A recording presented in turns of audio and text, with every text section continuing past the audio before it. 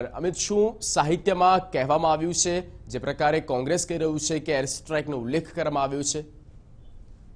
જગદીશ, આજથી ભારતીય જનતા પાર્ટીના જે સ્થાનિક વડોદરા લોકસભા બેઠકના નેતાઓ છે, રંજનબેન ભટ્ટ હોય, શબ્દશરમ બ્રહ્મભટ્ટ હોય કે ભાર્ગવ ભટ્ટ હોય, આ તમામ નેતાઓએ સંપર્ક અભિયાન હેઠળ હવે લોકો સુધી પહોંચવાનો જે પ્રચાર છે એ શરૂ કર્યો છે। અને જે પ્રચાર સાહિત્ય છે તેમાં જે મતદારોને જે પત્રિકા આપવામાં આવી છે એ પત્રિકાની અંદર ક્યાંક ને ક્યાંક જે સર્જિકલ સ્ટ્રાઇક કરવામાં આવી હતી ભારતીય સેના દ્વારા, એર સ્ટ્રાઇક કરવામાં આવી હતી વાયુસેના દ્વારા, આ બંને બાબતોનો સ્પષ્ટ રીતે ઉલ્લેખ કરવામાં આવ્યો છે। આ સિવાય આતંકવાદને બારામુલ્લામાંથી દૂર કર્યો છે, આતંકવાદીઓના જે શવ હતા તેના ઢગલા કર્યા છે, આવા કેટલાક જે શબ્દ પ્રયોગો છે આ સ્ટ્રાઇક આ જે પત્રિકા છે આ પત્રિકાની અંદર કરવામાં આવ્યો છે।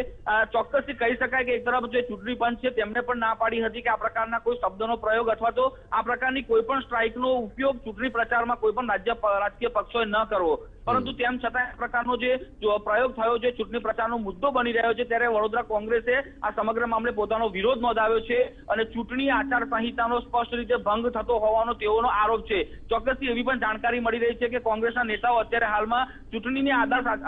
આચાર સંહિતા છે તેનો અભ્યાસ કરી રહ્યા છે અને બપોર બાદ કદાચ ચૂંટણી અધિકારીને આ સમગ્ર મામલે તેઓ રજૂઆત પણ કરશે અને તેઓના વિરુદ્ધ ફરિયાદ કરી અને આ પ્રકારની જે પત્રિકાઓ છે જે વિસ્તારમાં વેચવામાં આવી છે તે તમામ જગ્યા પરથી પત્રિકા પાછી ખેંચવાની પણ તેઓ માંગ કરશે।